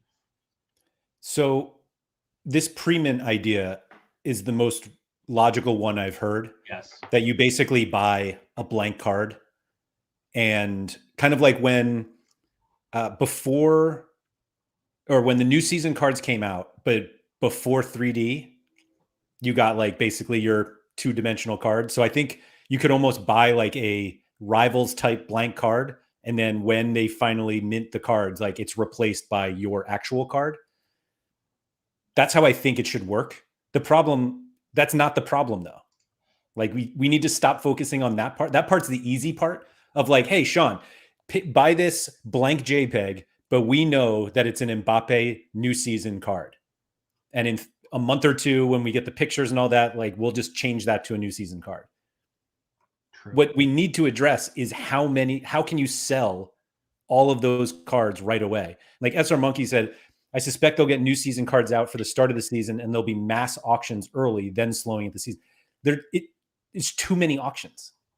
Like the site will literally have 15 auctions ending at the same time to get that many new season cards out. Yeah. It's going to be interesting. Also, shocking turn of events, Laird, for you, especially the hater of this situation, which I've Rivals got an update. Loot box for every 3 consecutive wins now, Laird. That was unexpected by you today. Yeah. I'm on 63 arena tickets right now. I feel like I'm winning. You're ready to roll, Laird. You're good to go. Let's go. Yep. So Miguel, and this is the idea that you and I have discussed about new season stuff. Like instead of needing 3 right away, start with 1 and then 2 and then 3. But I have no idea if they'll do that. Yeah, but like you just day 1, you don't have any, so it's like, how's it going to go? Yeah, Sorare Ramble this week is with Nico. He's going to be on with those guys. So hope then SR Monkey said the last game. So, yeah, let's see. Tom said makes winning new season cards in the final weeks of the season pretty lackluster. Also, to be honest, that was the case anyway. Like people were always pissed about that because they lose their 5% before they could ever use it. Yeah. Obviously, this is much more drastic, but. Yeah. All right, Blair, let's go to the next whale or elephant in the room because I did have people that wanted to see that. The next segment down here, Laird. Oh, sorry. The maximum number of off season, that one? Oh, Mixed no. What are we talking about here? Keep going. You're scrolling past it, and there you go. Rare Plus? Yes. Okay. Let's discuss it, Laird. What is your thoughts before I give my opinion? I'm significantly bummed because that's what I play for the most part, or that's where I want to be the best.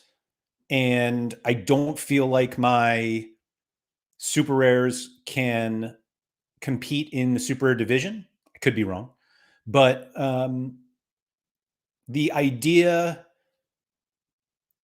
that Rare Plus was bad at progression, which is what kind of what they said, was not because of Rare Plus. It was because of the super rare division, and that it made sense fundamentally that people would progress from rare to Rare Plus to super rare. And I think Sorare basically said not enough people are doing this, so it doesn't work, which is I think why they never did limited pro, because they were like, nobody's going to progress. Like we have a pro division and it's not working, so why would we start another one that doesn't work? But the problem was that the super rare division rewards were so bad that it literally made sense to stay at Rare Plus. And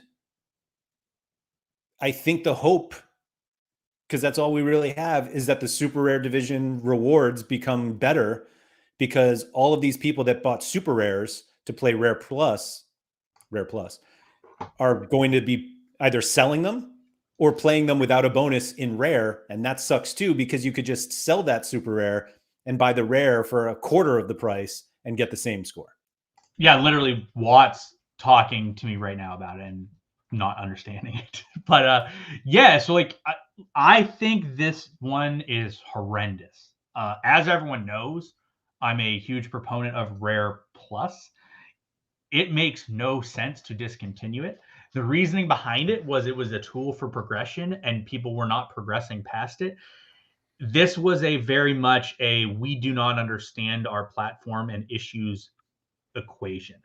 The reason people were not progressing past Rare Plus was because the super rare division prizing was horrendous. It had nothing to do with Rare Plus. It had everything to do with the super rare. So that's where my major issue is there's a big disconnect with them understanding their their product in that moment. That moment, they do not understand the product. They think the Rare Plus was the reason people were not moving up. That was not the issue. It was definitely the super rare division. So currently, I think there's a big issue because if you're in the super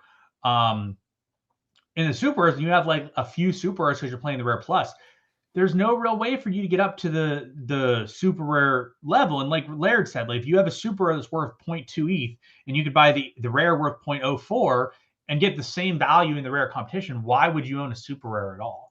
So it just doesn't make sense. I think it's going to cause a even bigger fracture in terms of progression on the platform. People are going to sell their super rares that they owned and move down to the rare level unless the super rare division is very incentivizing, which based on what I saw in that class of competitions, it's not. Now, maybe that won't be the case when we actually see the in-season competition leaderboards. Maybe it will be more incentivizing, but currently it does not look to be that way.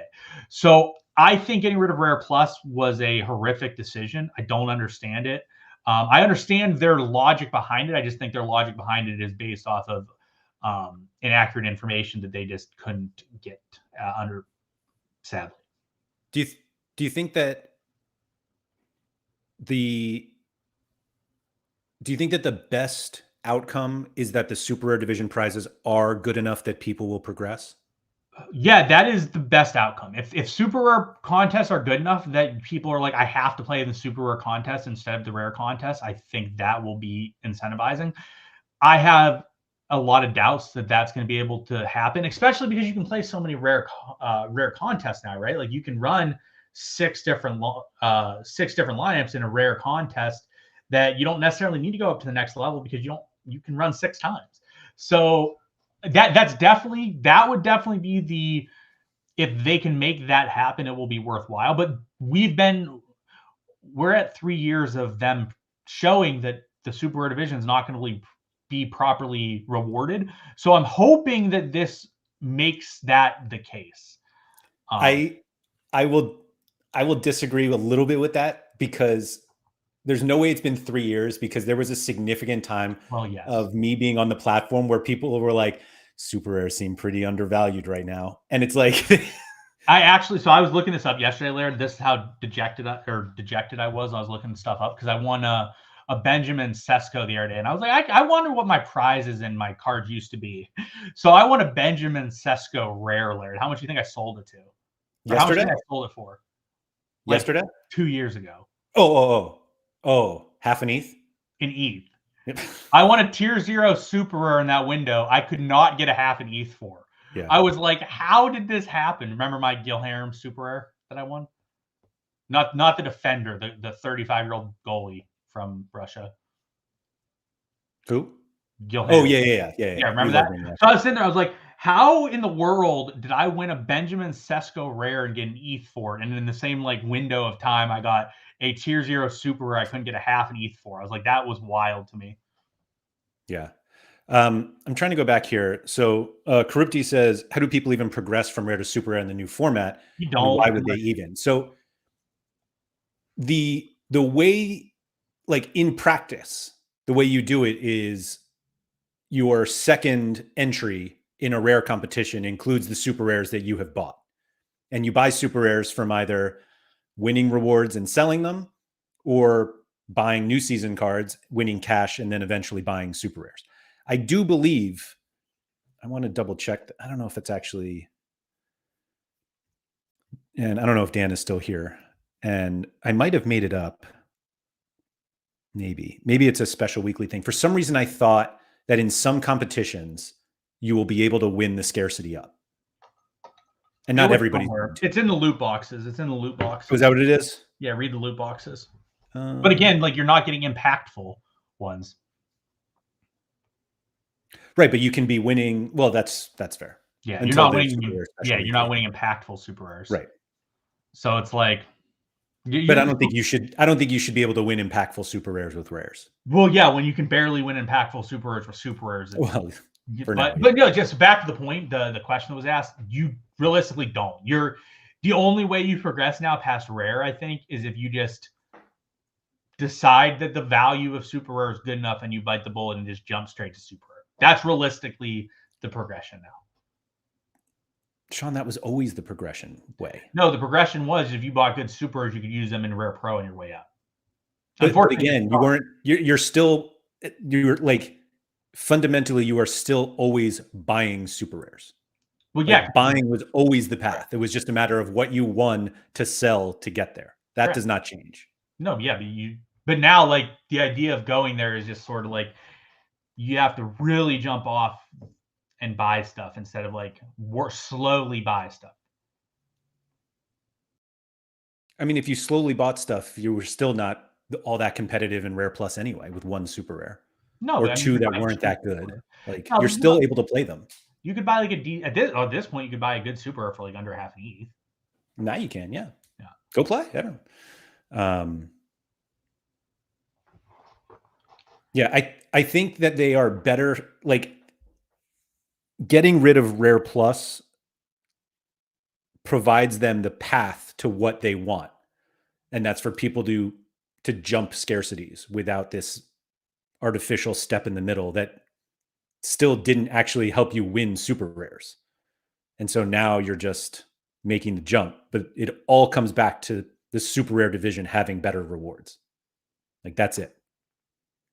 Yeah, I mean the super rare division still needs better rewards. But well, part of their issue was they're like, we're giving too good of rewards in rare pro, so we can't give them in super rare. So like now you don't have it. Now you don't have that excuse, and you should be able to give out good cards, but they're still not, in my opinion, based on what we saw as the projected champion or as the projected super rare rewards pool.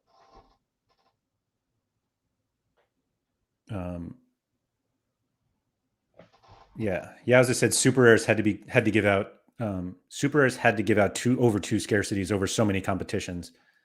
I can't believe that's what impacted them as a prize. I didn't read that correctly.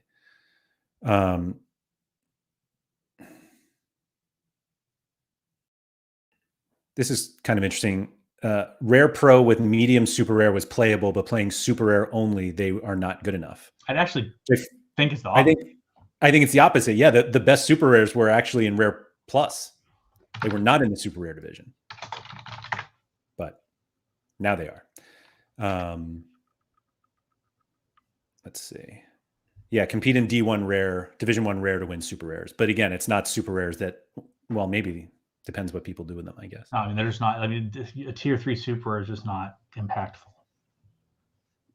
Sometimes in the way stuff is going now, it's just not impactful. How do you fix the super rare prize pool? You give out rares. You can give out the scarcity blows. Same thing they do in uniques. You can give out cash. If you don't have enough supply, they have plenty of cash competitions. They're not going to give out cash. No, but he asked how you could do it. And I'm giving the answer of how you could do it. Like, you give out rares. Do you think if the cash prizes in the super rare divisions could be attractive enough where you will buy old season super rares to win new season super rares to compete in cash? Could you repeat that? Like what if the classic super rare competition, well, and then because you still need good cards for that. I don't know. So Haber's saying, I think mid-level super rares are far more competitive in the super rare division than Rare Plus, which is true now, but now that Rare Plus doesn't exist. Correct. Now they're less impactful. Right. Correct. But like, that's why I don't think tier 3, tier 4, tier 5 super rares are impactful in the super rare division. And he said tier 3 super rares aren't impactful for Sean, but they're impactful for a lot of users. They're not. That's the thing, is like, they're just you having a super rare. It's not being like impactful. It's just like you have a super rare that like you just won't win with. Well, like if you have like a bunch of tier 3 and tier 4 super rares in the way that it will be soon, the way that the competitions will be, it's going to be very difficult to win anything at all. Consistently, for sure. Yeah, but like even like that 1 week where you win something, you're going to win like another tier 3 or tier 4 super rare. Because you're in theory not going to be at the top division, so you can't really win the good cards. Mm-hmm. So like you're like capped out at well, I mean, you have to win. I mean, wasn't the top of tier 3 gets a tier 2 super rare? That's enough. Like that will change. That's an impactful card. That's probably an impactful card. Yeah. I get it. I think I get what they're doing, but they just need to pony it up. Yeah, but that's like, so what's your way to improve the super or prize pools? I don't know. Like I'm in a weird spot because I have super rares that I can play it. So like I'm not selling my super rares because I don't think I can play in the super rare division. Yeah, but you're weird. You're a weird case anyways, because you're just like, I don't care about anything. As long as it's not that I don't care. I mean, yeah, but you don't care about your galleries like other people care about their galleries. I don't think that's unfair. I don't think it is. I think I care significantly about my gallery, but I'm in that weird spot where it's like, do I buy a goalie? I think theoretically I can be more competitive in Division 3 of the Super Rare division than other people, and so I will play that. I agree with that. So like that's what I will go for. But if I had significantly fewer super rares, and I don't have that many, but I'm more likely to just like I understand. Somebody mentioned it in the chat earlier that like if here it is, Joe. If you play a lot of Rare Pro now and you don't have a keeper, you're either forced to buy one now or sell everything.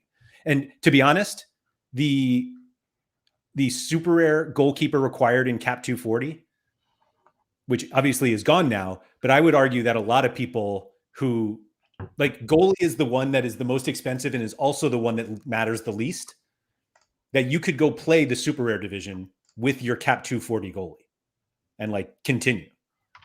So the people who like play Rare Pro and Cap 240 super rare, like they're not as far away as they think they are. But I get it if they're going to sell their super rares. Like I get it.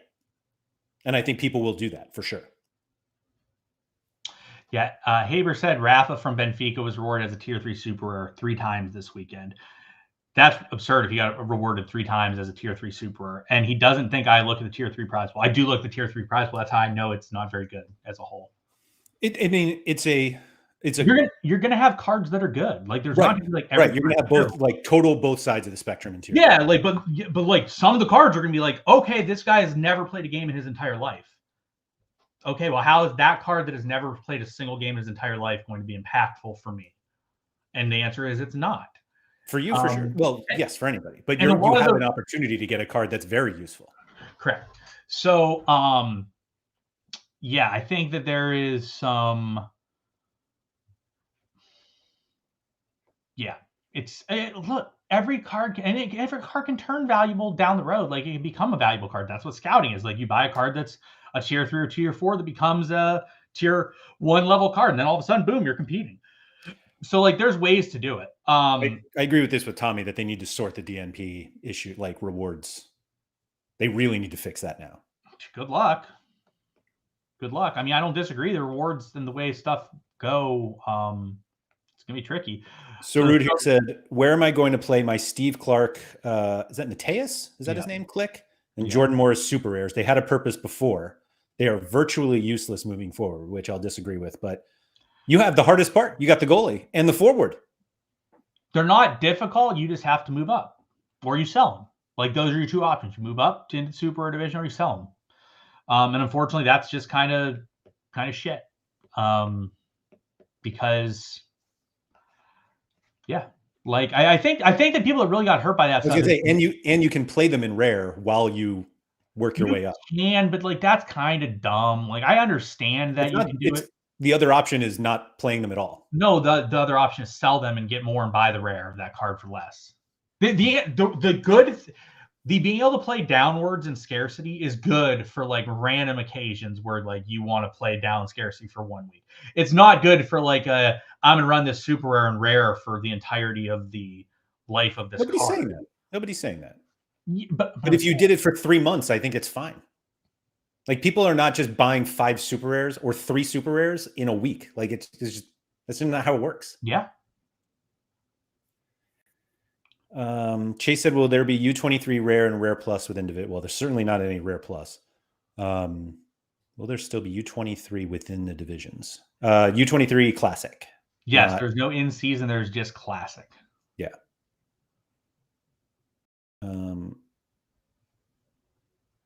Yeah, sorry, I'm going through the chat here. Sorry,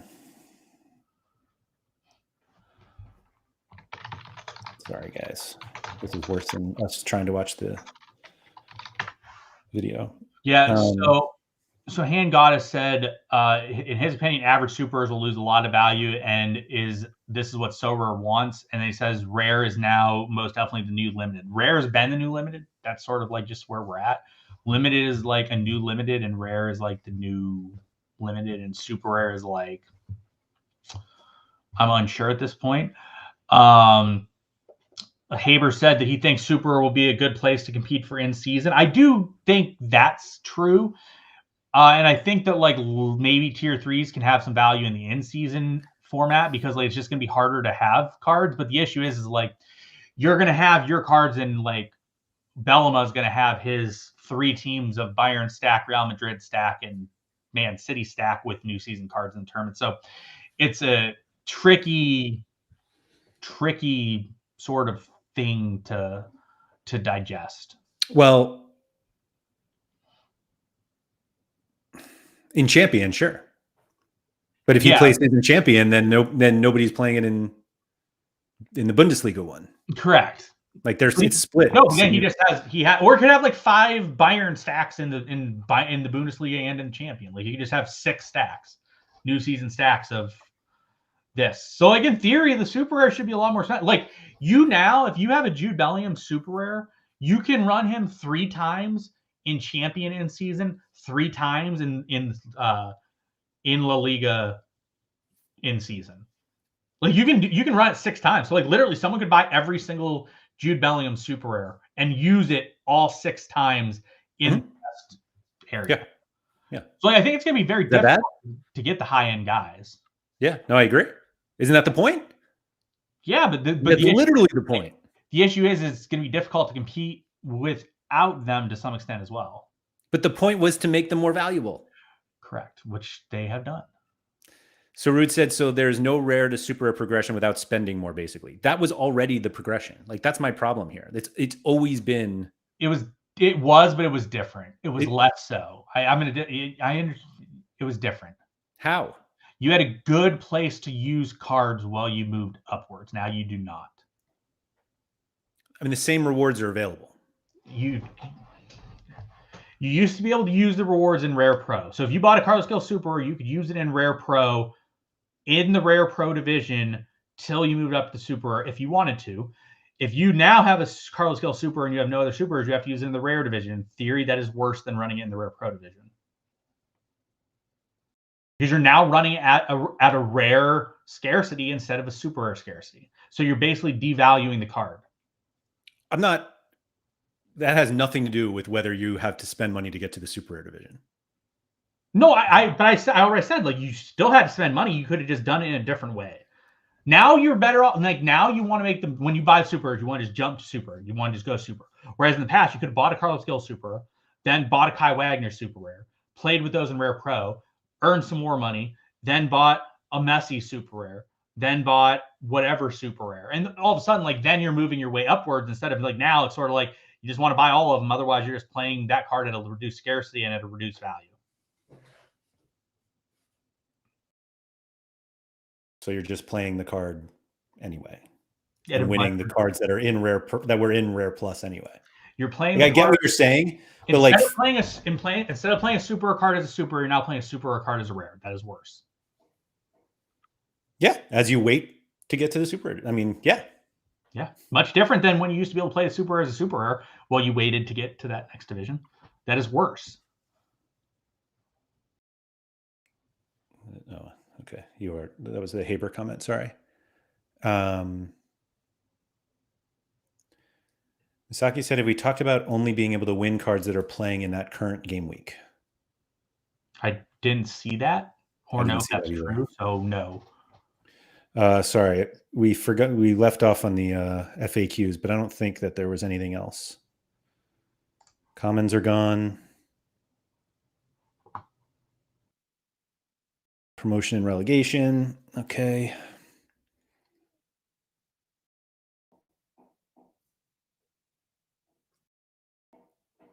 Oh, this is interesting. During the transition phase, failing to submit a lineup for your team will not result in relegation. Something like you're better off not submitting a lineup than submitting a bad one.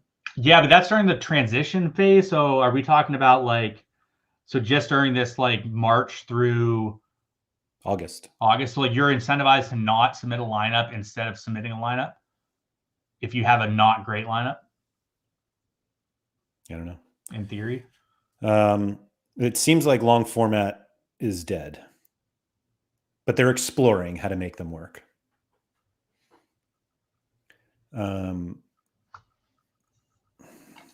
Okay. How will the prize pool of the new competitions? We don't know yet. Communicate the exact prize pool of all competitions this month. Wow. Short month. Okay, here's a question. Will that actually happen by the end of February? We got an extra day, Sean. Leap year. That wasn't the answer that to the question, Laird. I think they will have it this month. Okay.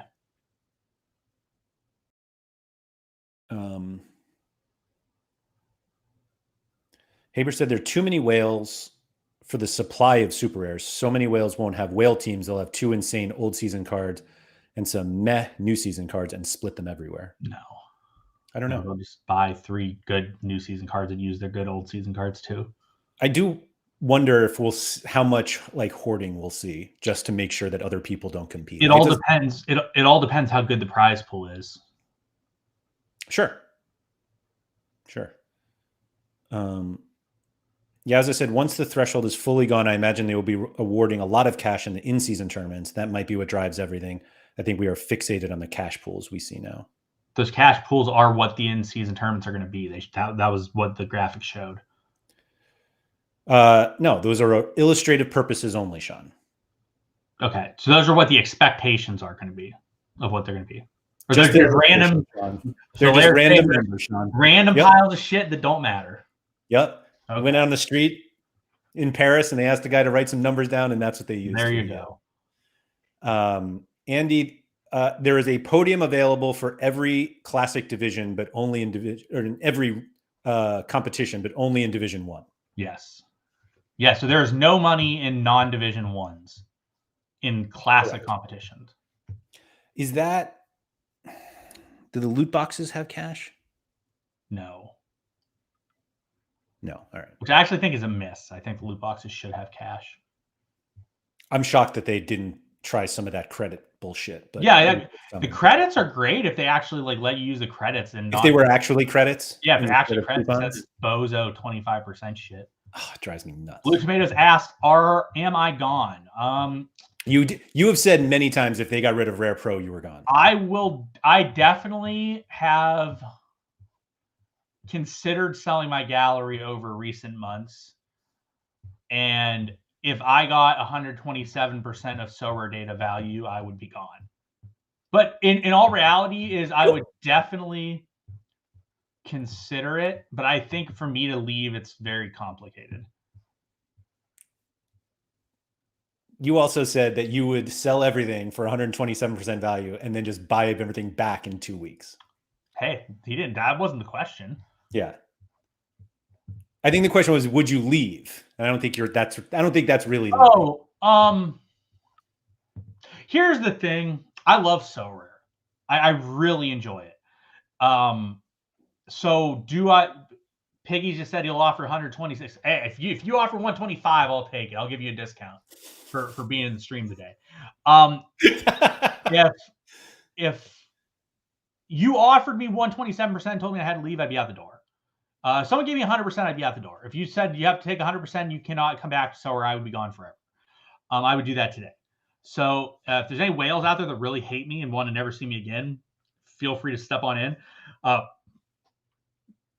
I mean, I would do that. I think it's really Hey Eagle fans said, feel like a lot of these changes actually fit MLB and NBA better. They don't care about MLB or NBA. Those do not matter anyways. So yeah, so like I don't know. Like this was someone earlier said that I was being negative for the sake of being negative. I'm not really being negative. I'm being pretty realistic and looking at all the things. I think there's pros within the update. I think there's some definite pros that I think make a lot of sense and make a logical long-term solution for Sorare. I think there's some negatives on the update that I don't agree with and think make much sense. So I'm kind of neutral with it. Would I sell because Rare Pro's not gone? I mean, I think getting rid of Rare Pro is horrendous. I think it's an awful decision. I think their reasoning behind it is flawed, and wish that it was thought out better with actual understanding of the reasonings. So that one's frustrating to me. I don't like AllStar being gone either. I really like AllStar. That one kind of sucks too. SR Monkey said, will this make MLS and Asia cards fly this season, as they'll be the first new season cards that will be usable from August? It's possible. I would not buy them for that reason. No, but so here's the interesting facts with Asia and America, and then also like in regards to like how they work. Challenger and Contender have stuff all year. So they're at certain points they're going to have like new season cards they actually have new season cards. Because like for example, Jupiler League's been out for 6 months. So when MLS starts, there are new season cards in the Jupiler League that are already running. Also on the same thing, like when Jupiler starts, MLS has been running for 5 months. There are new season cards. So that could be interesting because I don't know exactly how that would work. Obviously, Champ will not work that way because all those teams only play like August through May. So those ones I'm not sure how they're going to work exactly, but the other ones will be more interesting. Just to be clear, the multi-entry stuff for March is only for the cash competitions, the new season stuff. Classic competitions. It says multi-entry won't be implemented for our legacy competitions during the. Oh, I'm sorry. Hold on a second. Hold on. My fault. So AllStar, U23, and the cat modes are single entry. Champions, Challenger, Contenders are multi. Classic. In season and classic. Okay. So I can run, like, if I have 4 MLS unique lineups, I can run them in MLS or in Challenger. In Challenger Classic, if you want. Yes. Yeah. No, 3. Max is 3. Yeah. Okay. Yeah.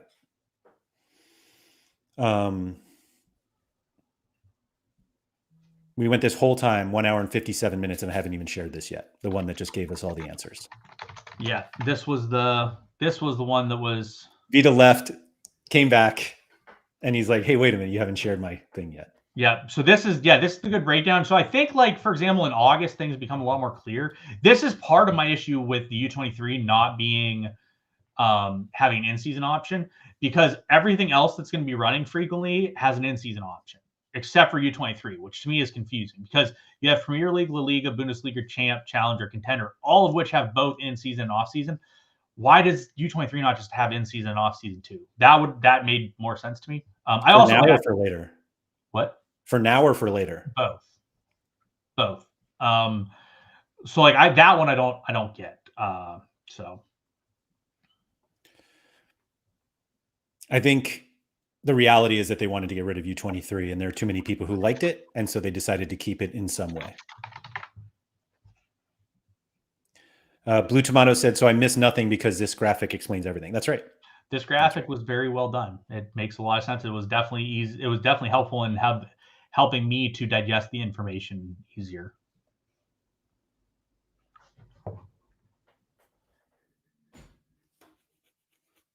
Two hours. You think we got it all? Who knows?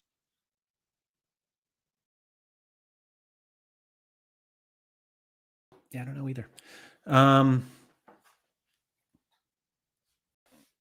Toby said, well, we all agree that the mid option for threshold is definitely the best ROI, right? I think it depends on your cards. It depends on your cards. It depends on the week. Yeah.